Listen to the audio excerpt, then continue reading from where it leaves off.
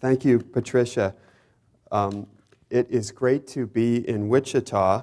I've had a wonderful couple of, I guess, hours, really. I got in yesterday afternoon, and I'm really taken with the way you use space here. These buildings and I had a wonderful dinner at Georgia and Keith Stevens' house last night, and just the lawns and these big, broad streets. And I walked around this morning. I made it to the donut hole where I worked on this talk, and then up and down the streets. And then this afternoon I walked downtown, and I think it's great. And I know you must realize this, but I think Americans kind of think of Kansas as a spiritual center in a way. You know, we're not in Kansas anymore, and this place, I think, for many Americans, you know, we think about the Kansas accent as being the kind of standard American English, and so it's really great to be here. This is the first time for me to be here, and I'm very, very grateful to Patricia, Emily, Amy, and the entire museum staff.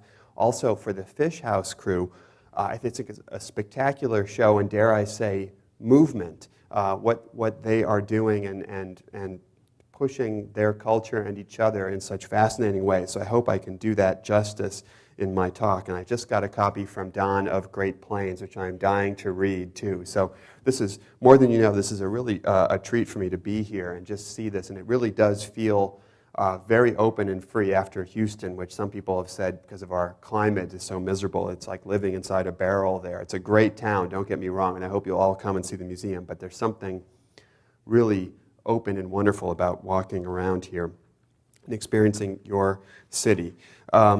So tonight's talk is called Collaboration, and I'm going to, they say that quantity has a quality all its own. So I think I will talk about a lot of collaborations that I'm familiar with in contemporary art, but I also would like to talk about some field theories, about those social conditions and those personalities that are conducive to collaboration, both in the United States and around the world. And I thought I would start with this slide, which I just learned about the night before I left for this trip. We have the Walter Hopps Award for Curatorial Excellence, and the Polish curator Adam Simczak, who's now the director of the Kunsthalle in Basel, started his talk with this. He's doing a show called How to Work, and this is a slide that the Swiss collaborative team of Fischli and Weiss, and I'll talk more about them in detail, found at a ceramics workshop in Thailand and reproduced in their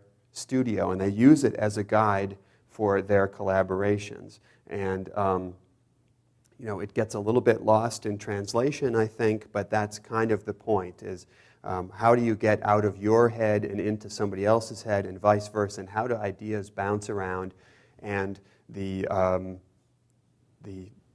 sum of the parts becomes greater than the individual parts here.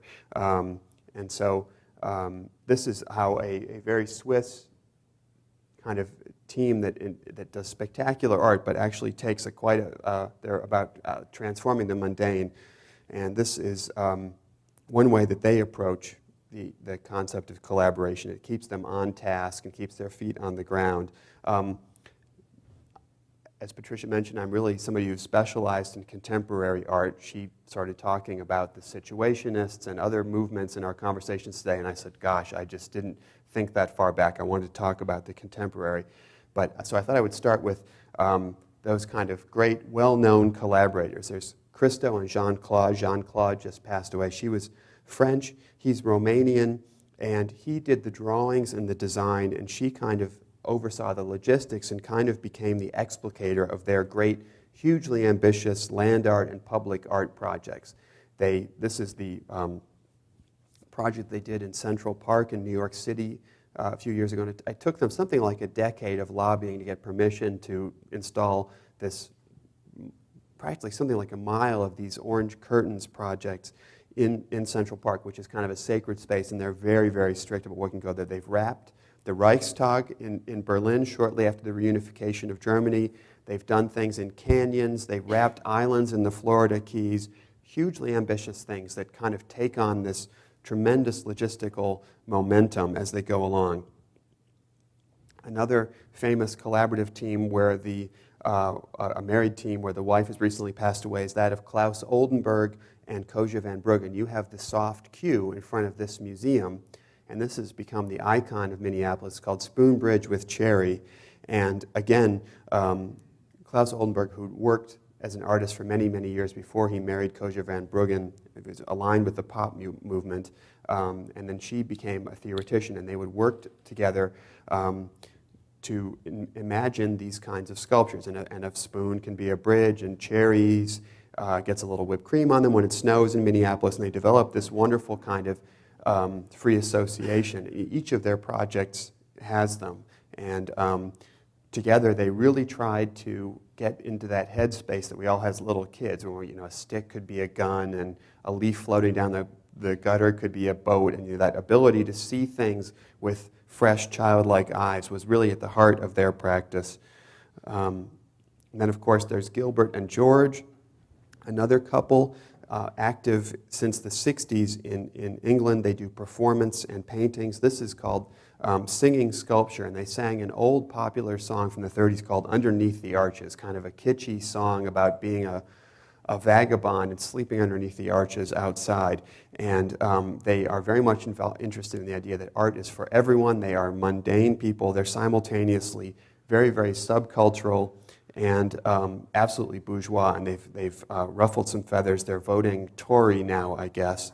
And they are also kind of advocate a scheme of absolute vulnerability and total commitment to art, while also being kind of completely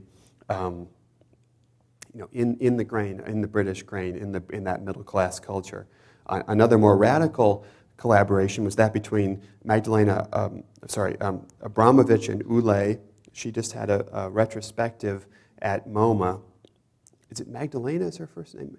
Marina, excuse me. I was thinking of another artist. And this was recently reprised at the installation, and I walked through this. But the artist, who is from the former Yugoslavian Republic, and her collaborator Ulay would stand nude and make a human gateway, and it was absolutely eerie to pass through this. They had people who would stand there nude. It kept recurring in the New York Times as something to see there. And they did a lot of things. They would run at each other and smash into each other, and kind of a body art out of that 60s spirit and freedom, and especially coming from the socialist countries, and how that would be a kind of sign of absolute freedom.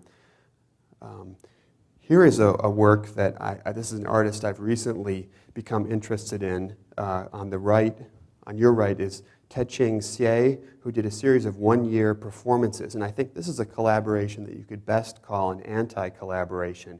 He spent a year chained to the artist Linda Montano,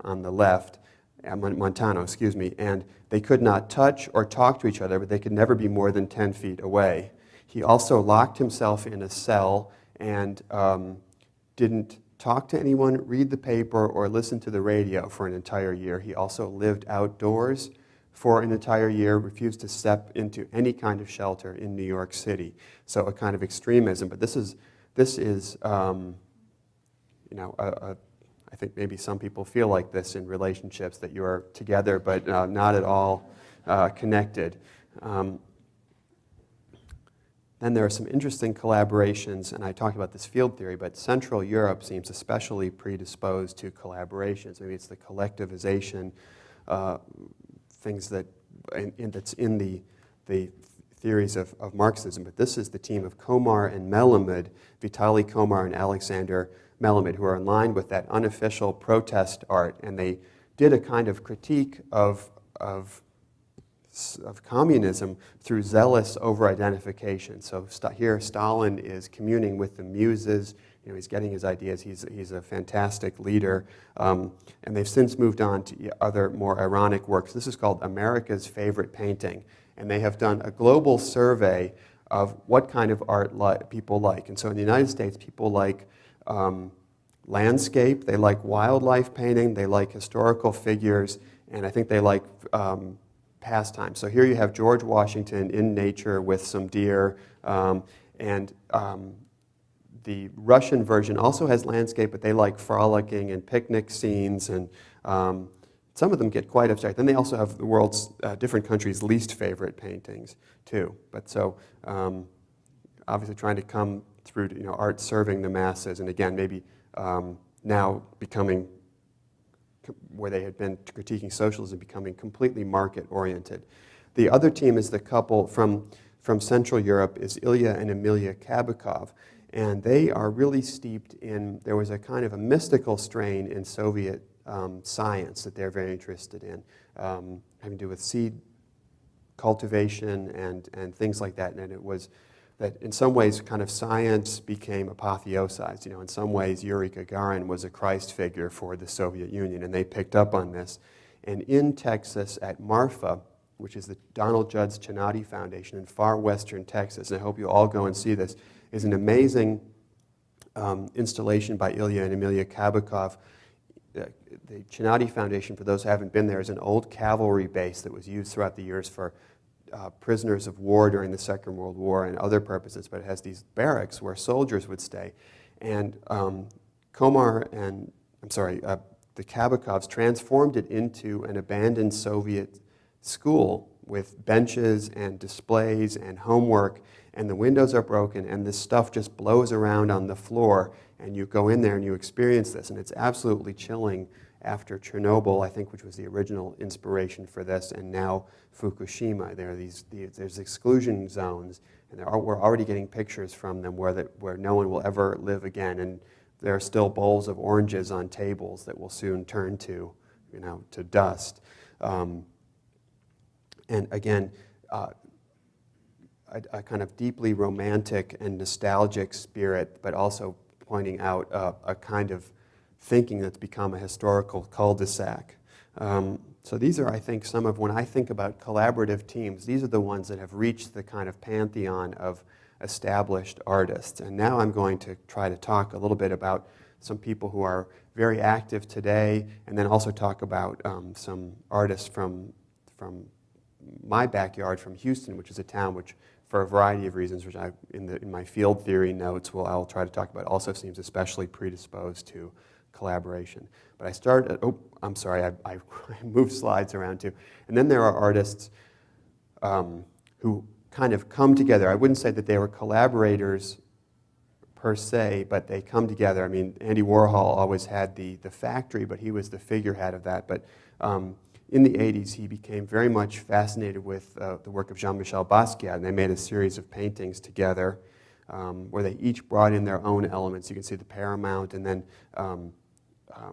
Basquiat's figures and numbers, and I think actually there's some of Warhol's numbers there too, but a kind of street art meets a pop art icon, and these actually are holding up pretty great. I just saw a show of these recently, and they're pretty wonderful. And then there are crazy things. This is a work by Paul McCarthy and Mike Kelly, two Los Angeles-based artists who are kind of on the fringes of, oftentimes in the fringes of what's acceptable for American museums to show. And here they took Vito Acconci's famous early videotape performances where he would have a stick and say, I'm sitting alone at this bottom of the stairs, and I'm going to, anybody who comes down here, don't come near me, don't come near this. And they had this, they reprised it with porn actors in Los Angeles. So they took an icon of 60s avant-garde art and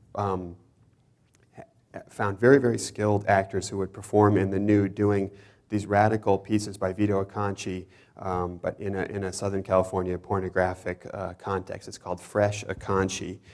So one of these things where artists who do their own thing suddenly come together in interesting ways. I wanted to talk about one of my favorite collaborative teams, Peter Fischli and David Weiss. They live in Zurich, Switzerland. They each have their own families, but they come together during the day in a studio, and I had a great day with them. I was on a courier trip and had written something about them. I went to visit them, and they have an incredible sense of play in the everyday. They've made little sculptures out of cold cuts, slices of mortadella and things like that. It's called In the Carpet Store, and they're stacked up, and then they have little figures that are like baby carrots looking at the rugs.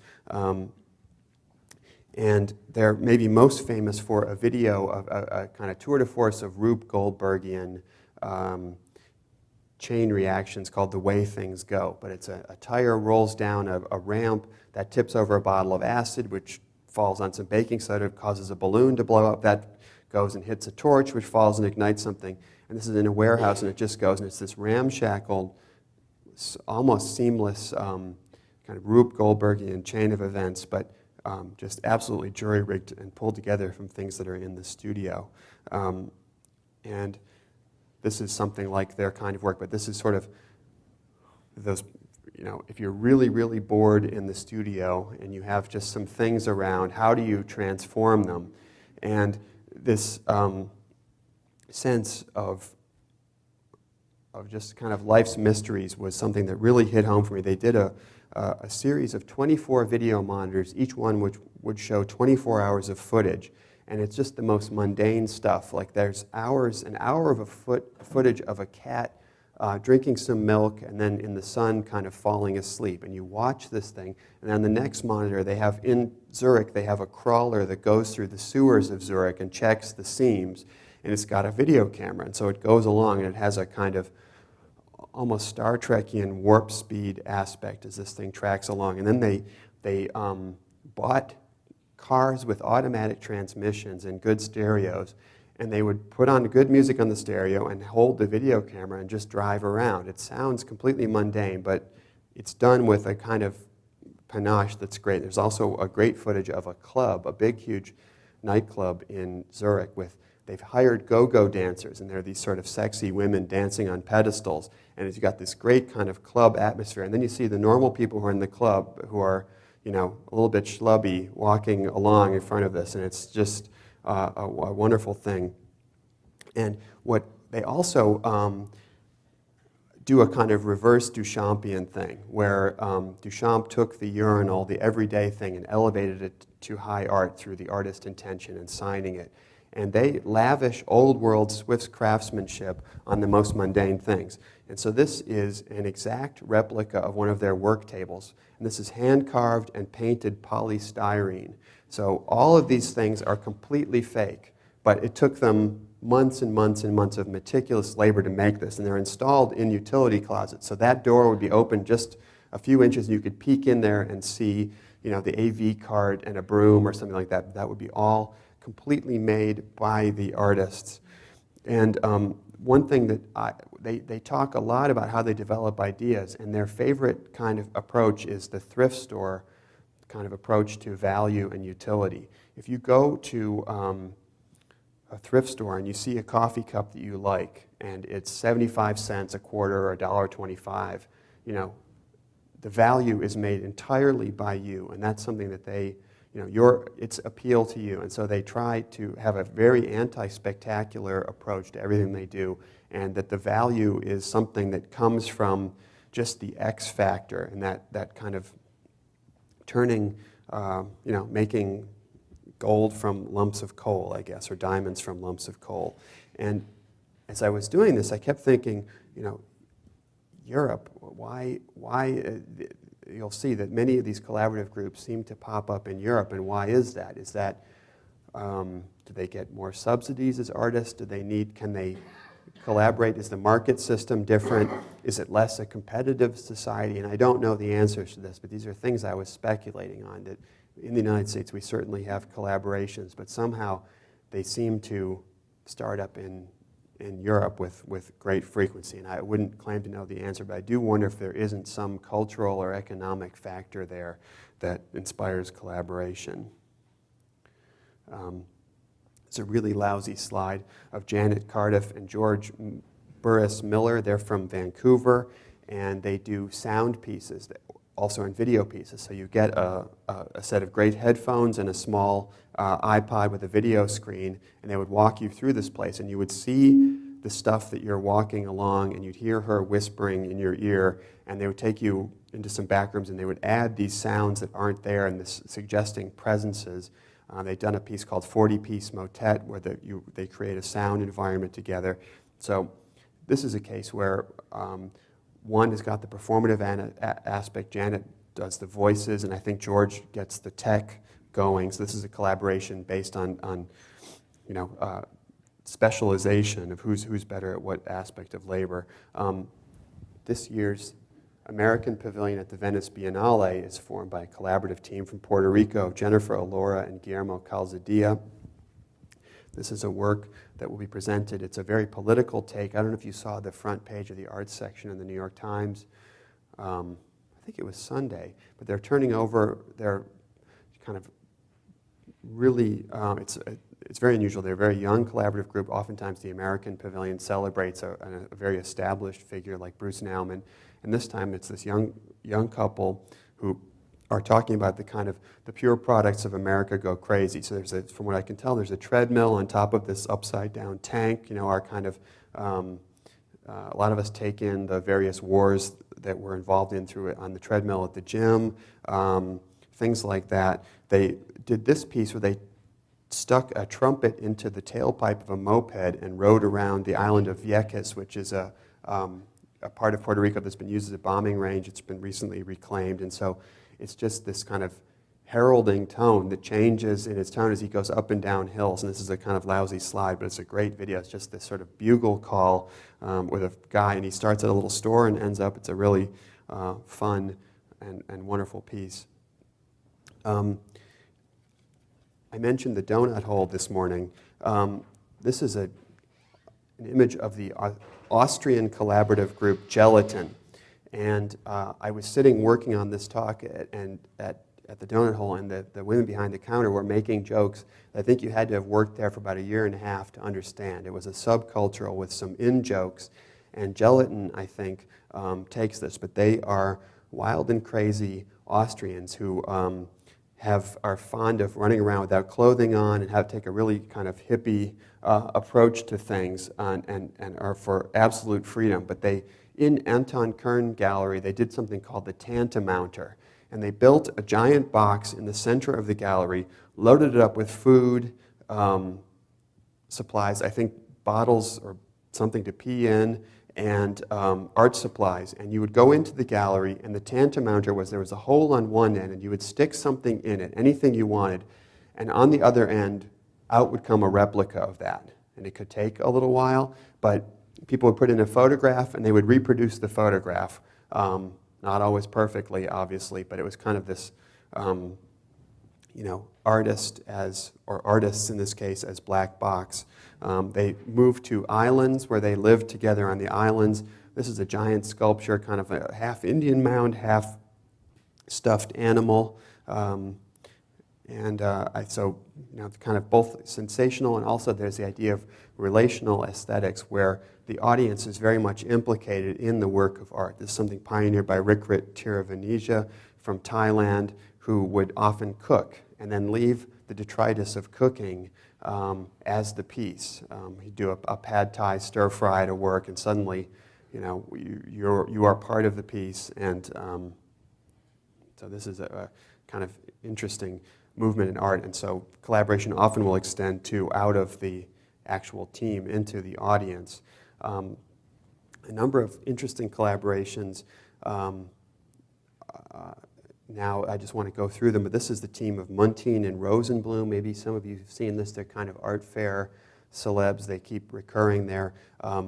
They are, I believe, German and then Israeli. Adi Rosenbloom is from Israel, and they take Renaissance compositions. They're very much inspired by the underdrawings and studies for Renaissance paintings, but then they add a kind of contemporary culture, maybe influenced by fashion shoot things, and they often add little existential phrases down at the bottom talking about life.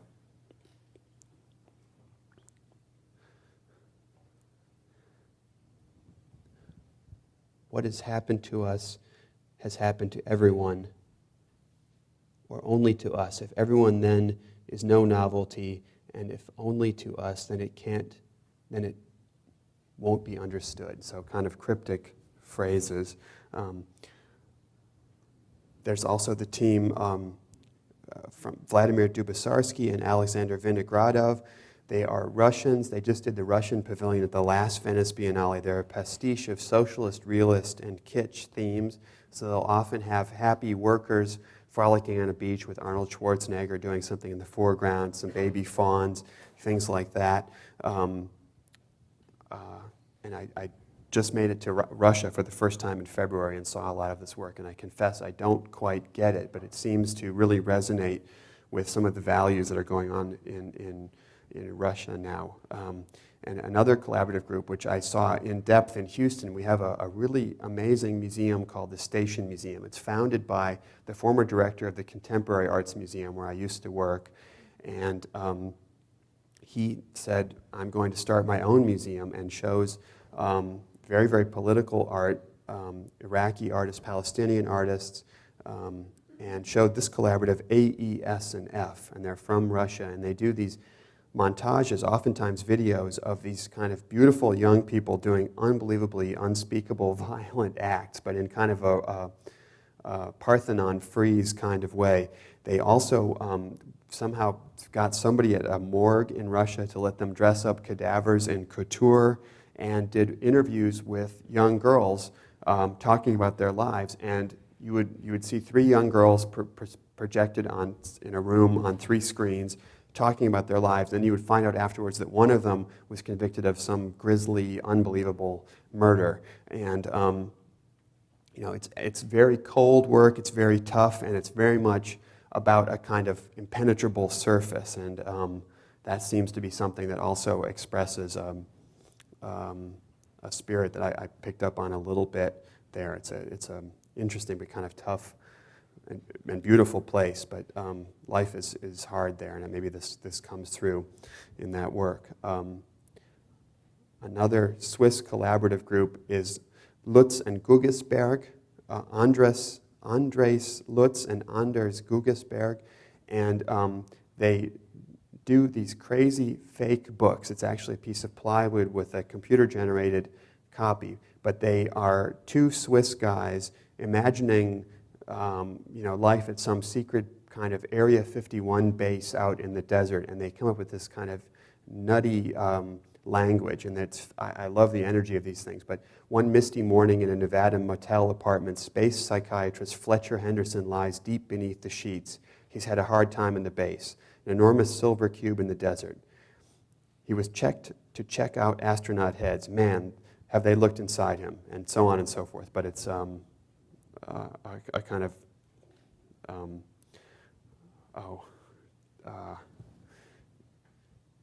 they don't get it and they get it kind of spaghetti western spirit that I find really great.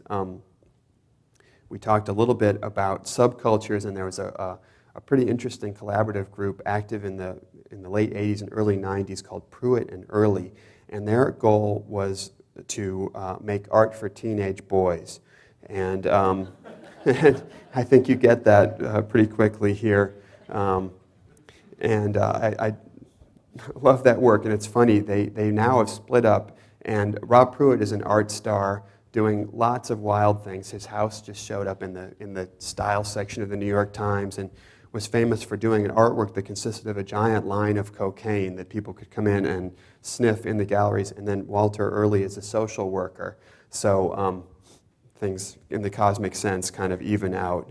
You can go on the dark side and the light side.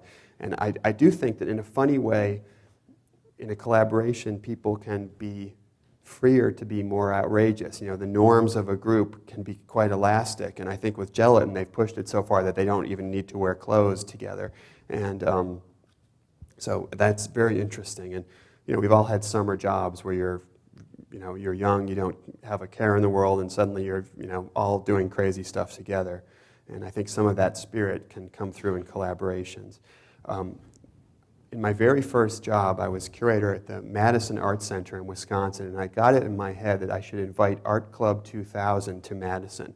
This was a group of young artists in Manhattan who were doing what I thought was a fascinating kind of culture jamming. And what they would do is they would go, in these two performances, they would go to the Gap and buy that season's look. Whatever the mannequins were wearing, they would go and buy that entire outfit and wear it and then pose in these very glamorous shots. And I thought this idea of bringing these hip Manhattan kids in a van to, corn country in Madison would be pretty exciting. If my director, I don't know why, didn't go for it at the time. And somehow I don't have the feeling that's going to work at the Menil either. But I must be true to my youthful enthusiasms. Maybe some of you have heard about the Yes Men. They have many, many aliases, but it's it's one of them is Igor Vamos, and I forget the other guy's name, but they have been doing an amazing job at culture jamming. They get suits and fake names and register at business conferences, and they also have PR agents, and they recently purported to be a spokesman for Union Carbide, who is finally accepting complete responsibility for the events at Bhopal. And this was featured on BBC, and he spoke and said, yes, we're sorry, we screwed up, and we're going to take full responsibility for this, but they have no affiliation to Bhopal.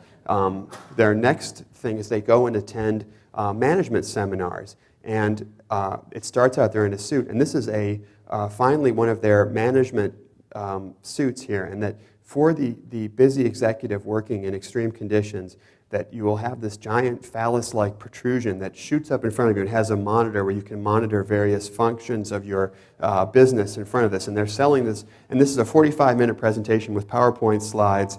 And recently, they did the Survival Ball. But for valuable high executives who are key to an institution, in case of a natural disaster, you could hop into this suit, which would have all your needs met. And they present this at business conferences with absolutely straight face. And so they are, again, I suppose it's an American, if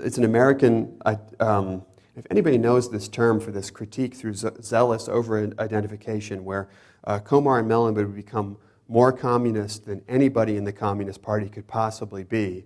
I think the yes men have become more children of corporate America than anybody who actually works in a corporation could be. There is a group called NSK, also affiliated with a group called Irvine, and they are based in Slovenia, and NSK stands for New Slovenian Art, and they have kind of decided to play both on the legacies of socialism and the legacies of fascism, which came into play there, and have done all kinds of works involving, they worked with the band Laibach, which was the German name for Ljubljana, and it's a group that would sing like Vamos a la Playa in a very heavy kind of fascist overtone way, and they finally offered their own passports to members of this imaginary group, and they are so authentic that people have had these things in their luggage and gotten detained for days and days and days because they are thinking that they're forging some sort of identity. Of course, we've all heard about, as I did this, I kept saying, where are the women in these collaborations? This is a sort of a male thing, and I'll talk more about this too recently, but the famous group that pointed out exactly this disparity was the Guerrilla Girls, an anonymous group of women artists in Manhattan who would protest shows at the Guggenheim that would purport to be about a vast art historical movement, but it would be entirely men. And so they did these kind of performances and would show up at openings in these costumes. And I should have put them in the very beginning too. They're kind of some of the most established collaborators using this to kind of push a political point. Another group is the Canadian collaborative team of General Idea, and they were pioneers of queer aesthetics and also did a lot of work involving the AIDS epidemic. Two of them died of AIDS, and the artist A.A. Bronson, who now runs Printed Matter in Manhattan, is the remaining member of this group. And again, using that kind of Absolute Vodka advertisement and the Robert Indiana Love design to talk about AIDS and the scourge of that. I recently, this is my photograph, I'm taking a photo class in Houston, and I recently was invited to go to Israel, where I met a pretty fascinating group called Public Movement, and it's founded by these two artists, and I forget their names, but they are flirting with the language of fascism and traveling the world, giving presentations. They get a whole series of very attractive and athletic people who dress, I guess, also like Art Club 2000 in a kind of standard Gap khaki and white shirt team, but they do incredibly violent things. They've beat each other up, and they do, also Israelis, everyone has served in the army, and they've learned techniques to carry people out of things on blankets. So they perform at a construction site and are always carrying bodies out. And of course, it's hugely shocking that Israelis would use the language or the forms that we commonly associate with fascism. But I think that that form of provocation is extremely interesting. And they march and salute the flag, sort of like an Olympics presentation, but pushed to really extreme levels. I think also that outsiders also will oftentimes band together. And it's when you, for instance, the collaborative LTTR, which is what they call a feminist/genderqueer art collaborative founded in 2001.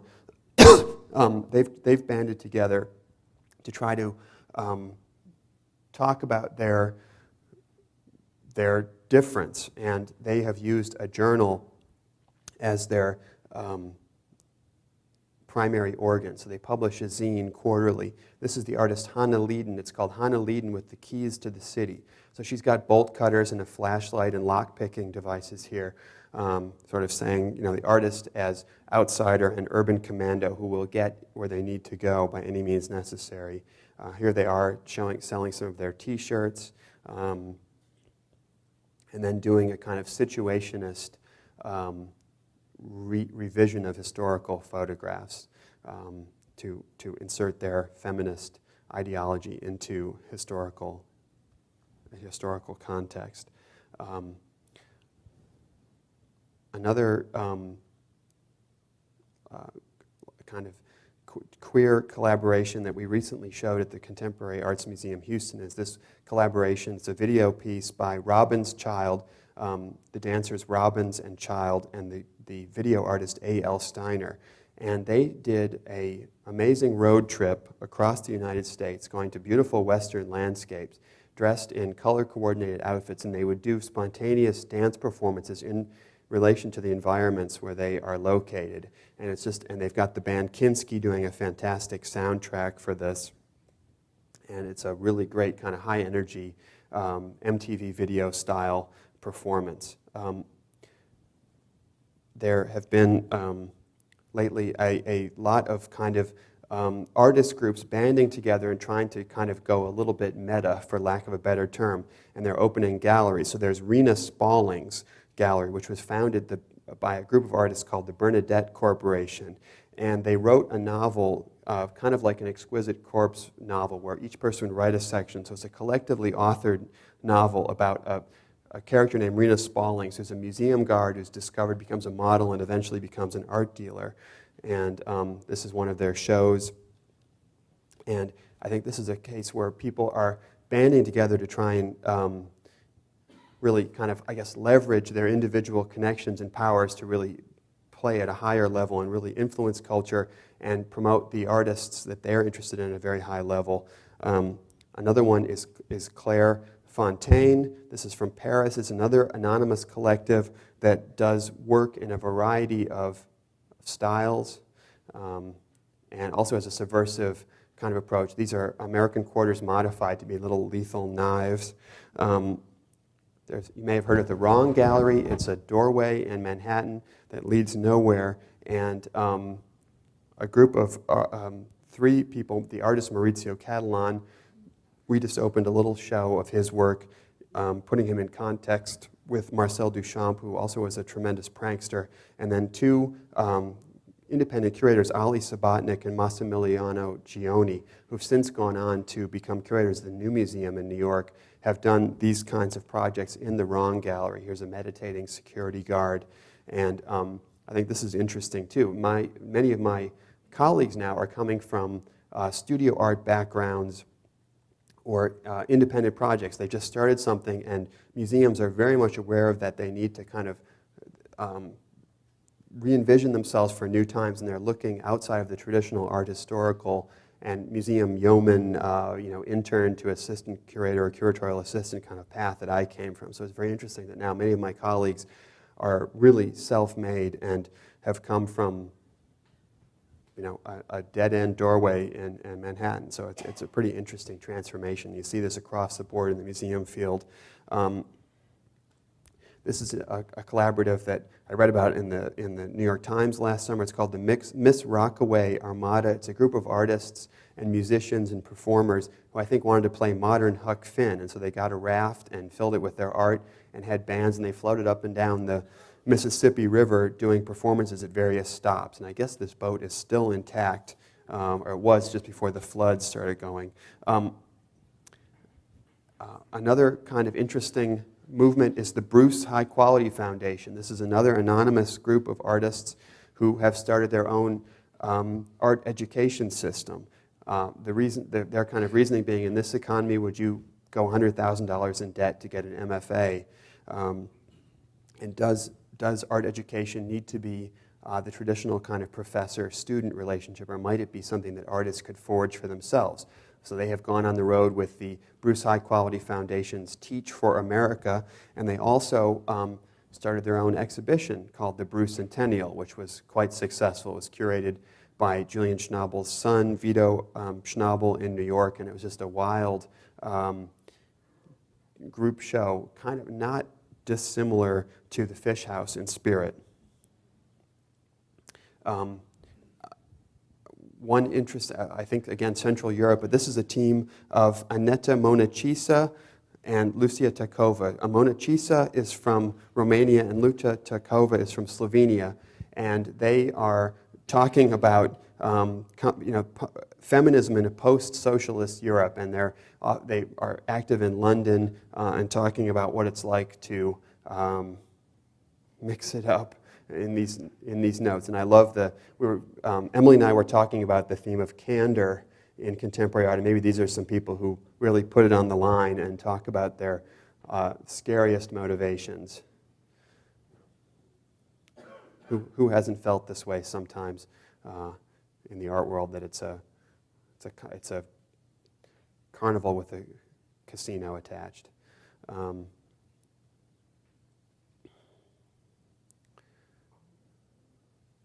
you read these? Okay, a few Houston projects. I know we're running a little short on time. I recently organized a show of John Wood and Paul Harrison, two artists from England. They met in art school and each intended to have their own career as artists. One was making paintings, the other was making videos, and ended up hanging out together, not knowing what to do, really being fresh out of school, and sort of just as a whim, that one of them had a video camera and they started doing things. So they got a very high-powered tennis ball machine, tied two of their legs together, and tried to avoid getting clobbered with various results there.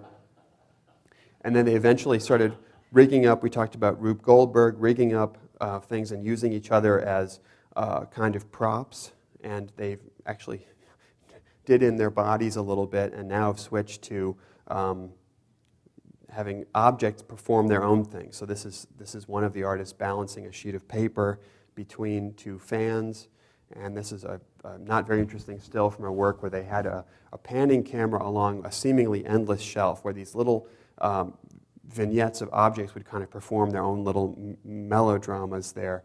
I don't know if there are any art writers in the audience, but I was recently taken to task for doing the show for focusing on artists doing what the writer called dude solutions, kind of MacGyvered, just good enough kind of things that were decidedly not gay. And it hurt a little bit, just for the record, because I think they actually have kind of more in common with Agnes Martin than a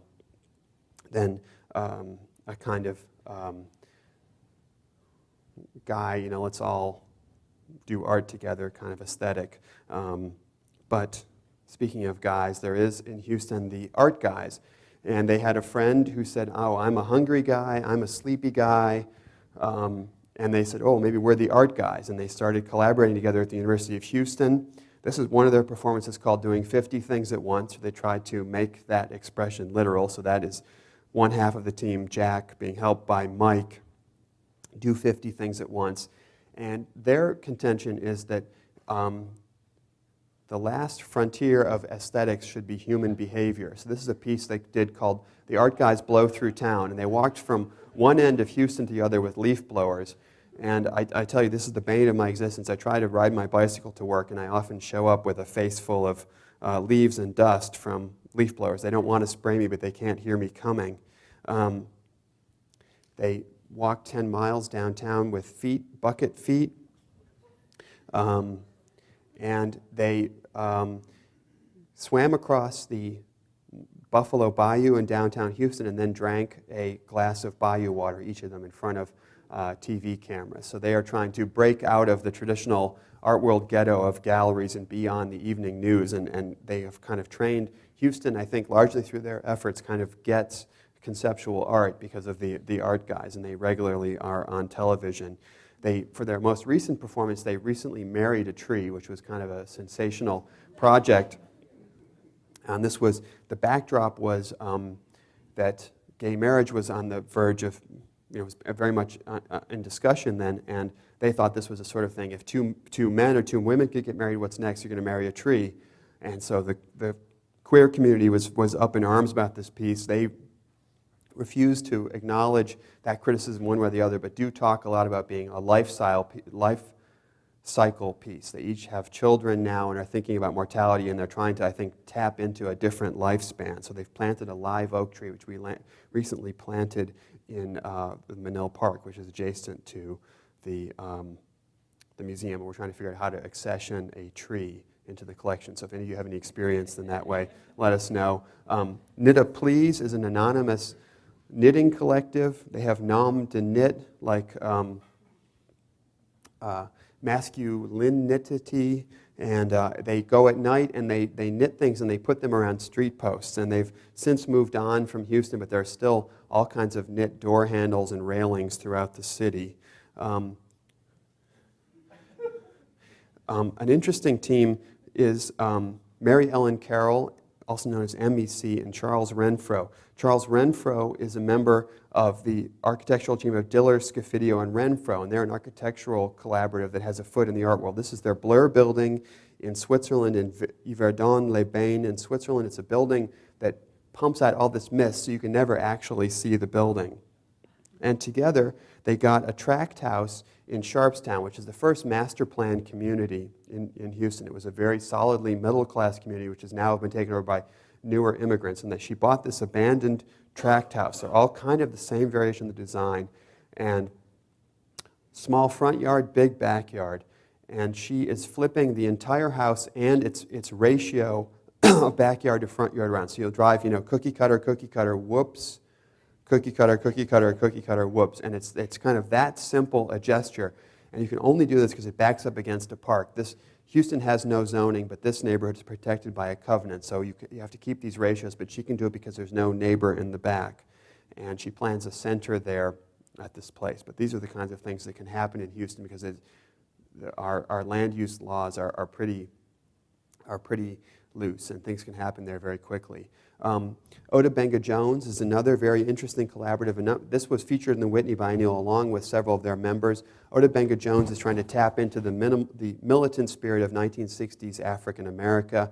Here they are getting their shoes shined by a white shoe shine guy, and they've made these kinds of shrines to Marcus Garvey and things like that. And Dibango Jones was the name of a Kalahari bushman who ended up as a kind of circus freak in the United States. So, pretty interesting group based in the 3rd Ward in Houston, a historically black neighborhood, and they do great, wonderfully transgressive and smart projects. And the individual members are also artists doing all different kinds of things on their own. Dump Truck is another collaborative, and they did this sculpture in response to the art guys marrying a tree. This is called Dump Truck Divorces a Sculpture. And they destroyed one of their sculptures that was along the bayou in downtown Houston. And maybe this is maybe we're getting into the Dude Solutions territory, but that seems to be what happens in Houston. Sketch Club is a group of artists in Houston who get together maybe once a month, and they do drawings, no holds barred, anything goes. And they publish tons and tons of zines, which are pretty outrageous and funny. Nestor Topchi is an artist in Houston who has a whole series of projects. He started out with a place called Templo. He got a hold of an old bus maintenance facility. He rented it from a district attorney who couldn't use the land for some reason, and it turned into an artist collective with theaters, fountains, cafes, movie themes, and various housing projects there. Turned to Templo, and he now is proposing, and he will probably make this happen somehow, a giant complex made out of shipping containers. The trade imbalance is such in the United States that all kinds of shipping containers do a one-way journey to the United States and never return. So you can have these things for cheap and use them. So he's proposing this green space, and there still is land like this in Houston. So he's working on this indefatigably and lives in a place that's almost like a mini version of this. In Texas, in Austin, there's a great collaboration called Lakes Were Rivers, and it's a crit group. They don't have a manifesto, but it's 11 photographers who are working together, and many of them are using view cameras, those very awkward tripod-mounted cameras with the dark cloth that goes over your head. They're using it in a very casual, handheld way. So making snapshots with negatives that are this big, that have tons and tons of information on them. And they're very, very interesting. You'll probably hear more of them. They just got a big write-up in the Houston Chronicle. But it's pretty exciting to have 11 photographers, each pushing each other to work in very, very advanced ways. Mary Magsamen and Stefan Hillenbrand are artists in Houston who make all their work together about the pleasures and terrors of domestic life. They have their daughter, and they collaborate with her. And often, I said, did you put on your pajamas to shoot this? And they said, no, we just took this before we went to sleep. So they're documenting performances. Here they're blowing the same bubble of gum and talking about how you're joined at the hip when you've got a child as a married couple. The Joanna is our version of the Bernadette Corporation. It's a group of artists who have taken over a Menil house. The Menil controls a number of properties around the space, and they've turned it into a space for artists. And they have all kinds of shows there and then do their own work in the area. They've proposed that they spend the summer using pickaxes to chip up a parking lot in a space that we don't use and let a natural garden appear there, and we'll see if that will work. So again, back to the founding questions posed by the workers in the ceramics gallery in Thailand. How do you collaborate? And there are an infinite number of ways to do this, and I would even posit in some ways all artists are collaborating. They're looking at art history and collaborating with future generations. Even some of the tools that they use were made by and refined over generations by that. So we're all embedded in the process. Our society is such that we all have to specialize to stay alive, and maybe artists less so can be their own nation states, but you're even putting it out there in the world. So it's a pretty fascinating thing, and I was excited to think about this, and I hope I've shed a little bit of light on this for you.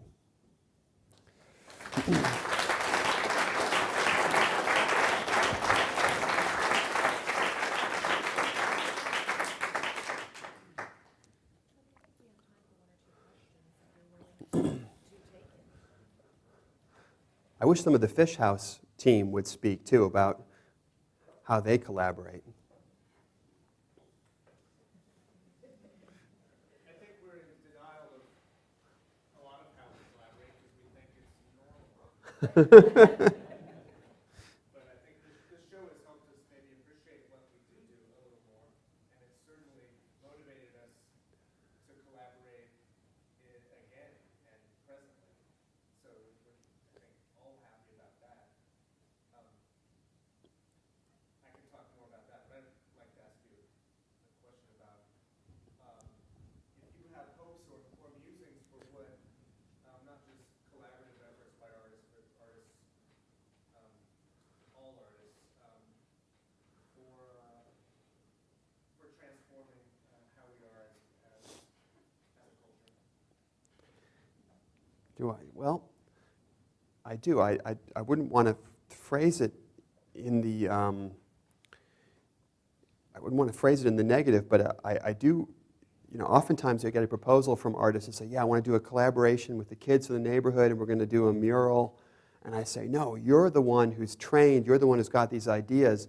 don't get people who are going to be actuaries to do the art. You're the artist. You've got the voice. I want to hear, Yo-Yo Ma play the cello, not the kids' orchestra. So it's always got to be within limits. And so, I want to hear the people who've got the kung fu skills to do the art thing. And that's always a tricky line, is how wide do you spread the net and how many collaborators do you pull in? And I have hopes that obviously everyone can be brought along, but I also want to hear the people who are best at something and have devoted their lives and their thoughts and everything to that do the best that they possibly can. Yes? I have a comment. Something that I noticed about collaborations that is distinctive but not exclusive is a notion of play. And maybe that's something that speaks to Patricia bringing in the Situationists of walking the city or having a space for freedom. So I was wondering if you could speak to even sort of kind of these rules of play or the notion of play and the collaboration process. Well, yeah. Mary Ellen Carroll said this too, but she said that really, in a way, cities are an analogous situation to the American West in the 60s when they were making land art. You could go and get a tract of land near Flagstaff, Arizona, or a volcano like James Turrell, and turn it into a sky observatory space and do that. But can you do that anymore? And maybe society itself and its rules, like the Situationists, who are famous for saying, underneath the paving stone's the beach, meaning you chip away a little bit at this veneer of civilization, there is something wild and free there. And I think many of the artists that I'm interested in are trying to expose the potential for play and subversion and change and illumination that are all around us too. So that's one thought on that subject. Yes. You mentioned, about 2/3 of the way through the talk, you mentioned that show by Vito Acconci. No, Vito Acconci. No, it was Julian Schnabel's son. Yes. Vito Schnabel. Right. It reminded me a little bit of and it was right around the time we were talking about the Wrong Gallery, and it reminded me of the Whitney Biennial Peter's Back, where Benito Catalan did this collective thing, this little pseudo show, and I'm not sure if you're familiar with that or not, but there was also kind of made me think of this other strain that seems to be happening, where artists like Kai Althoff and Judith Ketter have made these collaborative shows with other artists, but there's discrete objects, but you don't know who made what. And it's different than, say, the art guys who make one work. Yes. And they both made one work. This is 2 or 3 or more artists who have made discrete works, but you don't know who made what. It's clear that there's this weird mix-up. Do you see more of that, and is that some sort of an artistic or cultural trend that can be tied to anything at all? It's just sort of occurred to me that maybe there's a thread there. I think so. Thinking on my feet about this, right. There are a lot of artists now. The profession has gotten professionalized in museums too. We were talking about PhDs. That's almost a prerequisite to be a curator. I don't have one. I came up through the ranks, and could I recreate my career path? So everything's kind of professionalized, and I think, who wouldn't want to operate at the highest level? And, as an artist, is it really fun to go and deliver a CD to some curator who's off in outer space? Or why don't you skip that middleman and open your own place? And it's worked tremendously. Maybe that's some of the model there. And two, maybe anonymizing your work is talking about that, you're forced to kind of brand yourself, and it's got to be a tremendous liberation to suddenly not have to put a personal style out there, work with others and push things and try all different kinds of things and be very subversive and maybe jam the machines, the gears which are working maybe too perfectly now. That's just one thought there. Yeah, Kai Althoff's work in particular almost looks like it could have been made by 10 different people, and you never really know if he made all of it or if he found it in a thrift store. And I don't know that work that well, but I did have been in his little workshop. But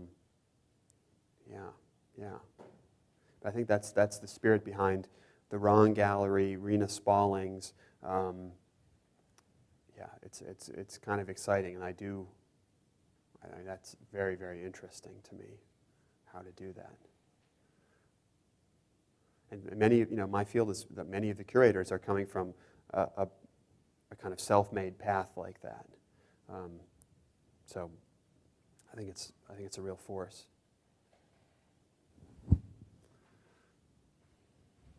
Yeah. You said that Houston doesn't have any zoning laws. Yes. Where does that come from, and does it? I mean, that's kind of a crazy idea. Yeah.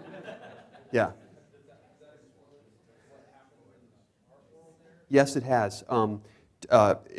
It comes from all different kinds of factors. We did a show called No Zoning, and I wish I could repeat elements of my speech, but let's just say that Houston styles itself the free enterprise capital of the world. And this is, it's a young city that's lifted itself up by its own bootstraps, and you want to have as few obstacles to freedom and making money as possible. It helps when the government puts NASA and builds the shipping channel for you so that you can do that. But it's actually kind of a crazy place, and it's actually quite libertarian. There are city ordinances that prevent you from having the massage parlor right next to the kindergarten, but you can have a hair salon in your living room, or many people do, and you have a McMansion next to a gas station. It's a wild place. It ends up looking like Phoenix or other Sunbelt cities to some extent, but it's very easy to tear things down and build things new there. But people are rabid about property rights, and we have a homesteading act, and you cannot have your house taken away if you go completely bankrupt. And so there are stories of gold banisters and things like that in some of the Enron executives' houses. So we have a folk tradition. Nestor Topsy and Zocalo got a hold of this bus maintenance station and paid a nominal rent and just started moving all their friends in there into cardboard boxes, essentially. We have the Orange Show, a letter carrier, decided that citrus fruit was going to save the world and made a little mini coliseum, which is a shrine to grapefruits, oranges, and lemons. And then the Flower Man, it was a guy who was homeless for 17 years, an alcoholic, who one day had a vision that he was going to, if he got sober and survived this thing, he was going to devote his life to making beautiful things out of junk. And so he rides around his city collecting junk and decorates his house. The Orange Show pays for his house or some of his upkeep. And the thought is, do your art, do whatever you want, just don't get it on my property, which seems to be a kind of a neat aspect of Houston, and people are, I think, if they're willing to live by the sword, they'll die by the sword there too, and it comes down to property rights. And so our architecture is wildly incongruous. You have a modernist thing next to a kitschy Florentine hacienda next to, traditional bungalow. And everyone is so armed that I think, heavily armed, that I think you reach a kind of détente. Seriously, I think, that we have a concealed hand. You can carry your gun around, just nobody can see it. So the thought is, do I dare insult this person? And I think that no, I don't. It's actually kind of, it's a no-majority city. It's 37% Latino, 33% white, 25% black. So by some records, it's one of the most diverse cities in the United States.